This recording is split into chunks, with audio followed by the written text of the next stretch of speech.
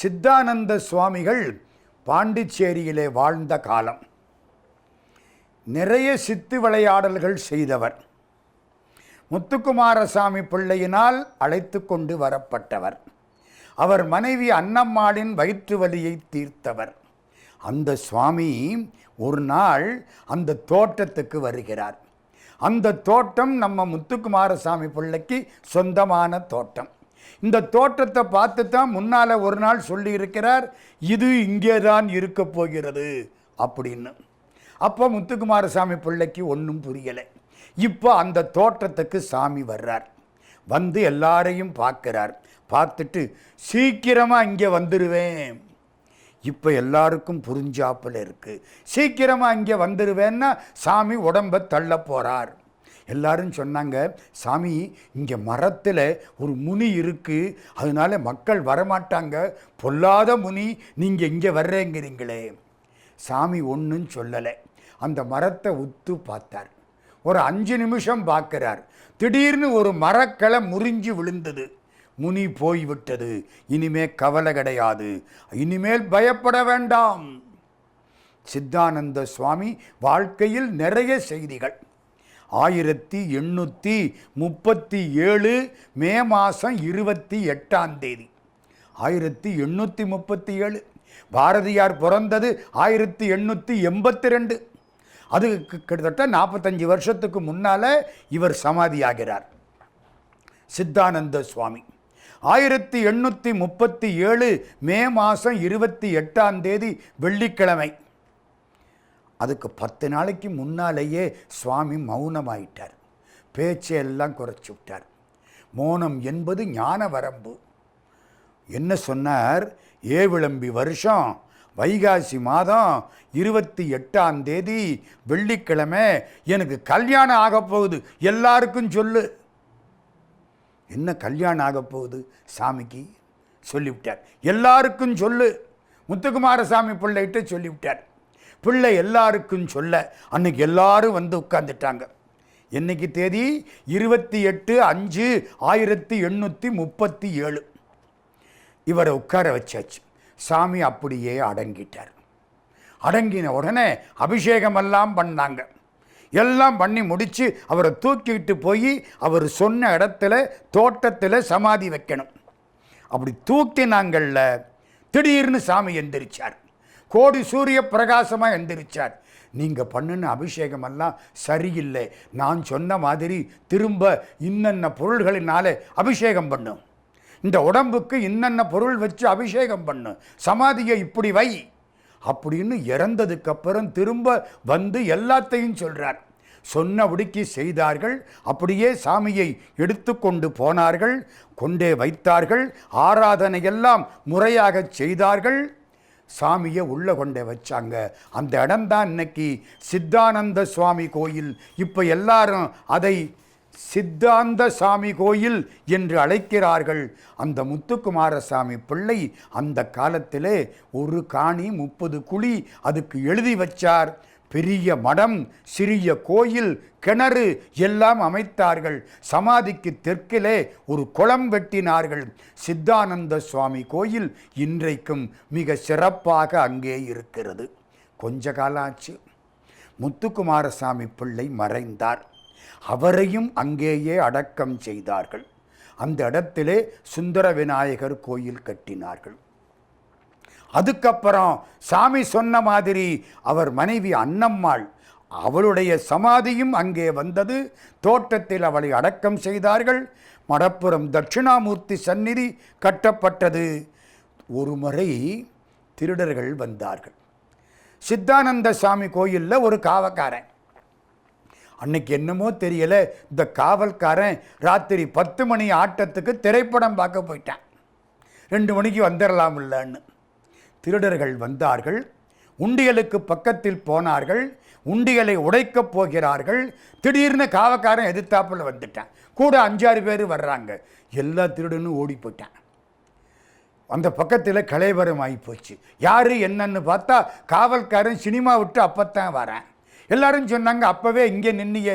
நான் இங்கே நின்னேன், நான் சினிமாவுக்கு போயிட்டு இப்போ தான் வரேன்னா. எல்லாரும் சொன்னார்கள், சாமி காவல்காரன் வடிவத்தில் வந்து காப்பாற்றினார். சித்தர்கள் சமாதி ஆண்டுதோறும் வைகாசி மாதம் 15ஆம் தேதி அன்னைக்கு குரு பூஜை நடக்கிறது. இந்த கோயிலுக்கு மகாகவி பாரதியார் வந்தார், வழிபாடு செய்தார். சித்தானந்த சுவாமியை சித்தாந்த சாமியாக்கி பாடினார். அவர் காலத்து சித்தர்களில் குறிப்பிடத்தக்கவர் சித்தானந்த சுவாமி என்ற சித்தாந்த சுவாமி. இப்போ இன்னொரு ஞானியை நாம் பார்க்க போகிறோம். இவருக்கு அப்புறம் வாழ்ந்த ஞானி. இவங்கெல்லாம் பாண்டிச்சேரியில் வாழ்ந்தவர்கள். மதுரையிலையும் பாண்டிச்சேரியிலையும் அத்தனை சித்தர்கள் வாழ்ந்திருக்கிறார்கள். புதுச்சேரியை சுற்றி 30க்கு மேற்பட்ட சித்தர்கள் வாழ்ந்திருக்கிறார்கள். சதுரகிரி மலையிலே சித்தர்கள் இன்றைக்கும் வாழ்கிறார்கள். திருவண்ணாமலைக்கு பக்கத்திலே பர்வதமலையிலே இன்றைக்கும் வாழ்கிறார்கள். பழனிக்கு சித்தன் வாழ்வுன்னு பேர். அத்தகைய சித்தர்கள் நிறைய பேர் நமக்கு தெரியாமல் போகிறார்கள். திருவண்ணாமலைக்கு போனால் கிரிவலம் பண்ணுற பொழுது கையை காலை வீசி நடக்கக்கூடாதான், மெதுவாக நடக்கணுமா. ஏன்னு கேட்டேன். சித்தர்கள் நம்மளை ஒட்டி போவாங்க, அவங்க மேலே நம்ம கை கால் அதிக வேகத்தில் படக்கூடாது, அதுக்காகத்தான் அப்படி சொல்கிறேங்கிறாங்க. நமக்கு தெரிய மாட்டார்கள், ஆனால் நமக்கு காவலாயிருப்பார்கள். மதுரையிலே மீனாட்சி அம்மன் சன்னிதானத்தில் 16 சித்தர்கள் சமாதி இருக்கிறது அப்படின்னு ஒரு பெரியவர் ரொம்ப நாளைக்கு முன்னாலே எனக்கு சொன்னார். சில இடங்களை கூட குறிப்பிட்டு காட்டினார். இங்கெங்கையெல்லாம் சித்தர்கள் சமாதி இருக்கிறது. அந்த இடத்துல போய் நின்னாலே நமக்கு உடம்புல ஒரு பேர் அதிர்ச்சி உணர்வு, ஆங்கிலத்தில் வைப்ரேஷன்னு சொல்கிறாங்கல்ல, அந்த எண்ண அலைகள், அந்த அதிர்வு நமக்கு உண்டாகிறது. சித்தர்கள் அப்படி வாழக்கூடியவர்கள். பாண்டிச்சேரியில் இன்னொரு சித்தர் கோவிந்த ஞானின்னு பேர். இந்த கோவிந்த ஞானி கிட்டத்தட்ட 1918 வரைக்கும் பாண்டிச்சேரியில் வாழ்ந்தவர். பாரதி 66ன்னு ஒரு நூல் எழுதியிருக்கிறார் பாரதியார். அந்த நூலிலே இவரை பற்றி பாரதி பாடுகிறார். பாரதி பாடலைன்னா இந்த சித்தரை பற்றி நமக்கு தெரியாமலே போயிருக்கும். அப்படி தெரியாமல் போன சித்தர்கள் எத்தனை கோடி பேரோ நமக்கு தெரியவில்லை. என்ன வேடிக்கை தெரியுமா? ஒரு நாள் குளக்கரையில் பாரதியார் உட்கார்ந்திருக்கார். இந்த சித்தர் பக்கத்தில் வந்து உட்கார்ந்தார். இந்த சித்தருக்கு என்ன பேர் சொன்னேன்? கோவிந்த ஞானி. பக்கத்தில் உட்கார்ந்தார். அப்படியே பாரதியாரை பார்த்துக்கிட்டே இருக்கார். பாரதியார் முகம் சிந்தனையாக இருக்குது. சித்தர் கேட்குறார், என்ன இன்னைக்கு ரொம்ப சிந்தனை வயப்பட்டு இருக்கிறீர்கள்? எங்கள் அப்பாவை நினைச்சேன். பாரதியாருடைய அப்பா சின்னசாமி ஐயர் எந்த காலத்திலேயோ காலமாயிட்டார். அவங்க அம்மா பேர் லக்ஷ்மி அம்மாள், அவர் பேர் சின்னசாமி ஐயர். அப்பா காலமாயிட்டார். இப்போ எங்கள் அப்பா நினைப்பு எனக்கு வருது. என்ன, பாரதியாருக்கு அப்போ ஒரு 35-36 வயசு இருக்கும், அவ்வளவுதான். எங்கள் அப்பா நினைப்பு எனக்கு வருது. கோவிந்த ஞானி இப்படி பார்த்தார். அப்பா நினைப்பு வருதா? உங்கள் அப்பா முகம் ஞாபகம் இருக்கா? ஓரளவுக்கு இருக்குது, ரொம்ப நாள் ஆச்சு இறந்து. அப்படியா? இப்போ பார்த்தா கண்டுபிடிப்பிச்சிட்டியா? ஆச்சரியமாக இருக்கு. இப்போ பார்த்தா கண்டுபிடிப்பியா? என்ன சொல்கிறீங்க? அந்தா பார். ஒரு கல்லை தூக்கி குளத்தில் போட்டார். குளத்தில் அலைகள் வந்தன. இந்த அலையில் பார், அவங்க அப்பா முகம் அப்படியே தெரியுது. பாரதியார் அதிர்ந்து போனார். அப்படியே எங்கள் அப்பா முகம் தெரியுதே. கொஞ்ச நேரம் பார்த்தார், திரும்பினார், அவ்வளவுதான், மறைஞ்சிருச்சு. கோவிந்த ஞானி ஒரு சித்தர். இப்போ பாரதியார் அடுத்தாப்பில் ஒன்று கேட்டார், எங்கள் அம்மாவை காட்ட முடியுமா? எப்போவுமே எல்லாருக்கும் தாயிட்ட அதிக பாசம் இருக்கும். ஏன்னா அது குடியிருந்த கோயில். 10 மாதம் வயிற்றில் வச்சிருந்தவன். அவளுக்கு கருணை அவளுடைய கருணைக்கு நம்ம எந்த பரிகாரமும் பண்ண முடியாது, எந்த பதிலும் பண்ண முடியாது. நம்முடைய ஒருவேளை மலத்தை எடுத்தது கூட பதிலுக்கு நம்ம ஒன்றும் பண்ண முடியாது. அப்படிப்பட்ட எங்கள் அம்மாவை காட்ட முடியுமா? இங்கே பார், என்னை பார் சொன்னது கோவிந்த ஞானி. கோவிந்த ஞானியை பாரதியார் பார்க்கிறார். அப்படியே அவங்க அம்மா லக்ஷ்மி அம்மா மாதிரி தெரியுது. கொஞ்ச நேரம் பார்த்தார், கும்பிட்டார். இதெல்லாம் எப்படி சார் உங்களுக்கு தெரியும்னு கேட்குறீங்களா? பிரமாதி வருஷம் ஆடி மாதம் 1939 கலைமகளில் இந்த செய்தியை பாரதியார் வெளியிட்டு இருக்கிறார். இல்லைன்னா நமக்கு தெரியாது. பாட்டாக எழுதியிருக்கார் இந்த காட்சியை. பொன்னடியால் என் மனையை புனிதமாக்க போந்தான் இம்முனி. இந்த கோவிந்த ஞானிங்கிற முனி அவன் பொற்பாதத்தினாலே என் வீட்டை புனிதமாக்க வந்தான். அவர் எப்போ வந்தாலும் இவர் வீட்டில் ஒரு நல்ல காரியம் நடக்குமா. அதனால கோவிந்த ஞானி மேலே அவ்வளவு பாசம். பொன்னடியால் என் மனையை புனிதமாக்க போந்தான் இம்முனி ஒரு நாள் இறந்த எந்தை தன் உருவம் காட்டிவிட்டான். எங்க அப்பாவை காட்டினான். பின்னே என்னை தரணிமிசை பெற்றவளின் வடிவம் உற்றான். எங்க அம்மா வடிவத்திலே அவன் காட்சி கொடுத்தான். அன்னவன் மாயோகி என்றும் பரம ஞானத்து அனுபூதி உடையன் என்றும் அறிந்து கொண்டேன். மன்னவனை குருவென நான் சரணடைந்தேன். மரண பயம் நீங்கினேன், வலிமை பெற்றேன்.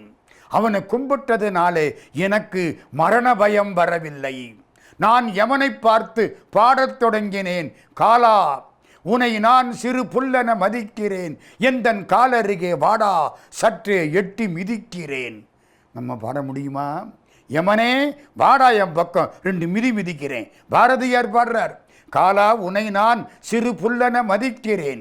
எந்தன் காலருகே வாடா, சற்றே எட்டி மிதிக்கிறேன். வேலாயுத விருதினை மனதில் பதிக்கிறேன். நல்ல வேதாந்தம் உரைத்த ஞானியர் தமை எண்ணி துதிக்கிறேன். அந்த ஞானி தான் இந்த கோவிந்த ஞானி. நல்ல வேதாந்தம் உரைத்த ஞானியர் தமை எண்ணி துதிக்கிறேன். அதனாலே காலா, உனை நான் சிறு புல்லென மதிக்கிறேன். பாரதிக்கு மரண பயம் தீர்த்தவர் கோவிந்த ஞானி. அதில் ஒரு செய்தி சொல்லணும். முதல்ல இந்த கோவிந்த ஞானிக்கும் பாரதிக்கும் அவ்வளவு ஒத்துவல்ல. பாரதியாருக்கு இந்த கோவிந்த ஞானி மேலே ஏகப்பட்ட கோபம். அது ஒரு பெரிய கதை. இந்த கோவிந்த ஞானி குவளைக்கண்ணன்னு ஒருத்தரை பார்த்தார். குவளைக்கண்ணன்னா யாருங்கிறீங்க? கிருஷ்ணமாச்சாரின்னு பேர், பாரதியாருடைய நண்பர். அந்த கிருஷ்ணமாச்சாரிங்கிற பேரை பாரதியார் குவளைக்கண்ணன்னு வச்சிருந்தார். இந்த குவளைக்கண்ணனை இந்த கோவிந்த ஞானி ஒரு சமயம் பார்த்தார். பார்த்துட்டு, பாரதி ஒரு சக்தி வெறி பிடித்த காளிதாசர் அப்படின்னு சொல்லியிருக்கார். பாரதி ஒரு சக்தி வெறி பிடித்த காளிதாசர். நான் அவரை பார்க்கணும், எப்போ பார்க்கலாம் அப்படின்னு இந்த கோவிந்த ஞானிங்கிற சித்தர் குவளைக்கண்ணன் கிட்ட கேட்டிருக்கார். குவளைக்கண்ணன் என்ன சொல்லியிருக்கார்? அவர் இன்னிடத்துக்கு வருவார், அந்த குளத்தங்கரையில் உட்காருவார். தெரிஞ்சுக்கிட்டார். மறுநாள் பாரதியார் வந்து அந்த இடத்துல உட்கார்ந்திருக்கார். நம்ம கோவிந்த ஞானி அங்கிருந்து ஓடி வந்தார். பாரதியார் காலில் விழுந்தார். காலில் விழுந்து, பராசக்தியினுடைய பக்தர் அப்படின்னு கையெடுத்து கும்பிடுறார். பாரதியார் காலை தூக்கிக்கிட்டார். ஏன் தெரியுமா? கோவிந்த ஞானிக்கு 2 காலு யானைக்கால். இந்த யானைக்காலை பார்த்தா பாரதியாருக்கு அவ்வளவு பிடிக்காது. இந்த கோவிந்த ஞானிங்கிற சித்தருக்கு 2 காலும் வீங்கி போயிருக்கா, பாரதிக்கு பிடிக்கல, விலகிக்கிட்டார். யாரு சொன்னா உனக்கு என்ன பற்றி? குவளைக்கண்ணன் சொன்னார். நாளைக்கு பார்த்துக்கிறேன் அந்த ஆளை. மறுநாள் குவளைக்கண்ணன் வந்த உடனே பாரதியார் கடுமையாக திட்டிவிட்டார். நீ கண்டவனுக்கெல்லாம் என் பேரை சொல்லி வைக்கிறியா? அவன் யானைக்கால்காரன், என் காலில் வந்து விழுறான், இனிமே செய்யாத. கொந்தளிக்கிறார் பாரதியார். கோவிந்த ஞானிக்கு யானைக்கால். ஆனால் குவளைக்கண்ணன் சொன்னார், அவர் ரொம்ப பெரியவர். என்ன பெரியவர்? உடம்பை ஒழுங்காக வச்சுக்க தெரியல, என்ன பெரியவர்? பாரதியார் கோபத்தோடு கேட்டார். அதுக்கப்புறம் ஒரு 4 நாள் ஆச்சு, 10 நாள் ஆச்சு. இன்னொரு நாள் கோவிந்த ஞானி பாரதியார் வீட்டுக்கே வந்துட்டார். வந்தவனே வான்னு கேட்காம இருக்க முடியுமா? வான்னு கேட்கிறார். அன்னைக்கு வீட்டில் நல்ல செய்திகள் எல்லாம் நடக்கின்றன. ஓ, இந்த கோவிந்த ஞானி வந்தால் நம்ம வீட்டுக்கு நல்லது புரிஞ்சு போச்சு. அதுக்கப்புறம் பழகினார். அதுக்கப்புறம்தான் அப்பாவை காட்டினது, அம்மாவை காட்டினது. சித்தர்கள் நினைத்தால் என்ன வேண்டுமானாலும் செய்வார்கள். அன்பினால் முத்தி என்றான் புத்தன் அன்னாள். பாரதியார் பாடுறார். அன்பினால் முத்தி என்றான் புத்தன் அன்னாள், அதனை இந்நாள் கோவிந்தசாமி செய்தான். இந்த கோவிந்த சாமியை பாரதியார் பாடுறார். துன்பமுறும் உயிர்க்கெல்லாம் தாயைப் போல சுரக்கும் அருள் உடைய பிரான் துணிந்த யோகி. அன்பினுக்கு கடலையுந்தான் விழுங்க வல்லான். அன்போட கேட்டா கடலையும் குடிப்பான். அன்பினையே தெய்வம் என்பான் அன்பேயாவான். மண்பதைகள் யாவும் இங்கே தெய்வம் என்ற மதி உடையான். கவலை எனும் மயக்கம் தீர்ந்தான். கவலையே இல்லாதவன் கோவிந்த ஞானி. யார் இந்த கோவிந்த ஞானி? இவர் சொந்த வரலாறு என்ன? பாண்டிச்சேரியிலே யாதவ வம்சத்தில் பிறந்தவர்கள். காலையில் எழுந்து மாட்டுக்கு பின்னால் போய் நின்று மாட்டை பார்த்தா அவளது புண்ணியமா. கறவைகள் பின் சென்று கானம் சேர்ந்துண்போம். அப்படிப்பட்ட யாதவ குலத்தில் பிறந்தவர் கோவிந்த சுவாமி. அவருடைய சகோதரர் பாண்டிச்சேரியிலே பெரிய பதவியில் இருந்தவர். இவர் அதை பற்றி கவலைப்படாதவர். வடநாட்டுக்கு யாத்திரை போனாராம். தட்சிணேஸ்வரத்துக்கு போனாராம். தட்சிணேஸ்வரத்திலே பகவான் ராமகிருஷ்ணர் வழிபட்ட காளி மாதா. கீழே ருத்திரனை போட்டு பராசக்தி காளி மாதா கம்பீரமாக நிற்பா. அந்த காட்சியை காண கண்கோடி வேண்டும். பகவான் ராமகிருஷ்ணரோடு பேசினவள் காளி மாதா. அம்மா தாயே, உன்னை நேரில் பார்க்க முடியலையே, இத்தனை காலம் ஆகிவிட்டதே, என் வாழ்க்கை வீணாகிவிட்டது, உன்னை பார்க்க வேண்டும், உன்னை நேரடியாக பார்க்க வேண்டும், சிலையில் பார்க்காமல் நேராக பார்க்க வேண்டும் தாயே, என் வாழ்க்கை வீணாகிவிட்டது. ராத்திரி பூரா ராமகிருஷ்ணர் கதறுவாராம். ஒரு நாள் சொல்லிவிட்டார், இன்று நீ எனக்கு காட்டி கொடுக்காவிட்டால் நான் இந்த வாளால் என்னை வெட்டி கொண்டு செத்து போவேன். வாளை எடுத்தார். அம்பாள் பராசக்தி காட்சி கொடுத்தாள். அப்படியே பார்க்கிறார். அவ மூச்சு விடுறது தெரியுது, முகம் தெரியுது, கண் தெரியுது. கம்பீரமாக அவளுக்கு சோறு ஊட்டினார். பகவான் ராமகிருஷ்ணரோடு பேசிய அந்த தேவிக்கு பவதாரிணின்னு பேர். அங்கே போனார் நம்ம கோவிந்த ஞானி. பவதாரிணியை பார்த்தார். பலகாலம் இருந்தார். பகவான் ராமகிருஷ்ணர் இருந்த அறையை பார்த்தார். சாரதாமணி தேவியார் இருந்த அறையை பார்த்தார். 12 சிவன் கோயில்களை பார்த்தார். கங்கையில் முழுகினார். பலகாலம் வாழ்ந்தார். சந்திரநாகூர் போனார். புதுச்சேரிக்கு வந்தார். சித்தானந்த சுவாமி கோயில் மடத்தில் தங்கினார். அங்கேதான் பாரதியாரை பார்த்தார். பகவான் ராமகிருஷ்ணரிடத்திலே இருந்த பொழுது கல்கத்தாவைச் சேர்ந்த பல சித்தர்களுடைய அருள் கிடைத்திருக்கிறது. தானும் ஒரு சித்தராகிவிட்டார். பாரதி பாடாவிட்டால் இந்த சித்தரை பற்றி நமக்கு தெரிந்திருக்காது. இவருக்கு பெயர் கோவிந்த ஞானி.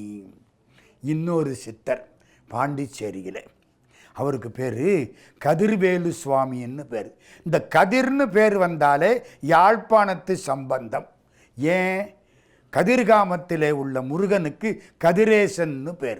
கதிரேசன், கதிர், இதெல்லாம் யாழ்ப்பாணத்து பக்கத்தில் அந்த பெருமக்கள் கதிர்காமத்து முருகன் நினைவாக வைத்த பெயர்கள். கதிர்வேலு சுவாமி யாழ்ப்பாணத்துக்காரர்.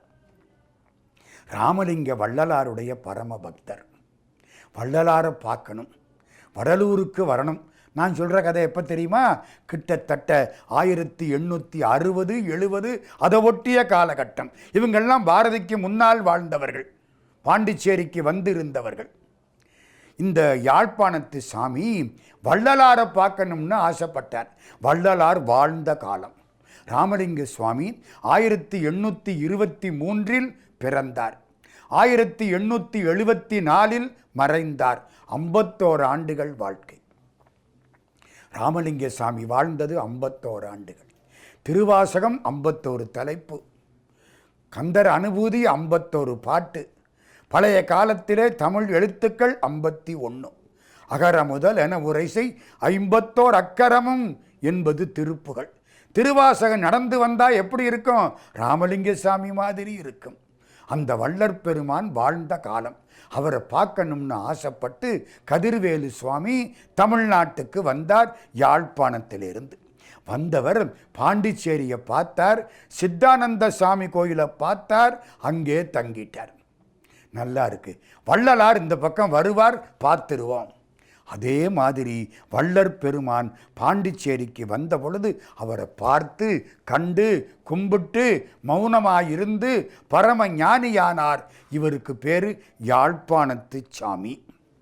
குவளைக்கண்ணனுங்கிற கிருஷ்ணமாச்சாரி இவரை பாரதியாருக்கு காட்டினார். இவர் பாரதியாருக்கு என்ன பண்ணார் தெரியுமா? பாரதியாரை சித்தராக்கிய பெருமை இந்த யாழ்ப்பாணத்து சாமிக்கு உண்டு. காவி வேட்டி, மேலே ஒரு துண்டு, நெத்தியில் பட்டையா விபூதி, இதான் யாழ்ப்பாணத்து சாமி. பாரதியை கூப்பிட்டார், உட்கார வச்சார். பாப்பம்மாள் கோயில்னு ஒரு பகுதி தவக்குடில் தங்கினார். மூச்சு காற்றை ஒழுங்கு செய், பிராணனை மேலே எழுப்பு, குண்டலினி வித்தை சொல்லி கொடுத்தார். மூலாதார அக்னியை சுவாதிஷ்டானம், மணிபூரகம், அநாகதம், விசுத்தி, ஆக்ஞை வழியாக மேலே எழுப்பு. இந்த வித்தையை கற்றுக் கொடுத்தவர் கதிர்வேலு சுவாமி என்ற யாழ்ப்பாணத்து சுவாமி. காலில் முள்ளாலான பாதக்குரடு, முள்ளு, அதை போட்டு நடப்பாராம். பிருந்தாவனம்னு ஒரு பகுதி, அங்கேருந்து முத்தியாலுப்பேட்டைக்கு போவாராம், பின்னாலே நடப்பாராம். போலீஸ்காரங்க, பெரிய பெரிய ஆபீசர்கள் அத்தனை பேரும் இவர் போகிற பொழுது தொப்பியை கலட்டி அவருக்கு வழிபாடு பண்ணுவாங்களாம். பாதையில் போகிற எல்லா போக்குவரத்தும் நிறுத்தப்படுமா பாண்டிச்சேரியில். சாமி பின்னாலே போவாராம். அவ்வளவு பெரிய ஞானி இந்த கதிர்வேலு சுவாமி. சமாதி காலம் நெருங்கியதை உணர்ந்தார். மாந்தோப்பில் ஒரு மேடை கட்டினார். வள்ளலார் மறைந்த நாள் தைப்பூசம், நானும் அன்றைக்குத்தான் சமாதியாக வேண்டும். சாமி அதே மாதிரி வள்ளலார் மறைந்த தைப்பூசத்திலே சோபகிருது வருஷம் தை மாதம் 19ஆம் தேதி திங்கட்கிழமை பூச நாளில் சாமி சமாதியானார். அந்த இடத்துக்கு சித்தன்குடின்னு பேர் வச்சிருக்காங்க. பாண்டிச்சேரிக்கு போனால் இதையெல்லாம் பார்க்கணும். சித்தர்கள் கோயில்கள் நிறைய. சித்தர்கள் வரலாறு ஒரு காலம் முடியாது, அது தொடர்ந்து கொண்டே இருக்கும். அதுக்கு எல்லை கிடையாது. சித்தர்கள் அருள் நமக்கு முழுக்க இருக்குமானால் நாம் நல்ல வாழ்க்கையை இங்கேயும் வாழலாம், அங்கேயும் வாழலாம். வையத்துள் வாழ்வாங்கு வாழ்பவன் வானுரையும் தெய்வத்துள் வைக்கப்படும். இதற்கு நமக்கு உதவி செய்யக்கூடியவர்கள் சித்தர்கள்.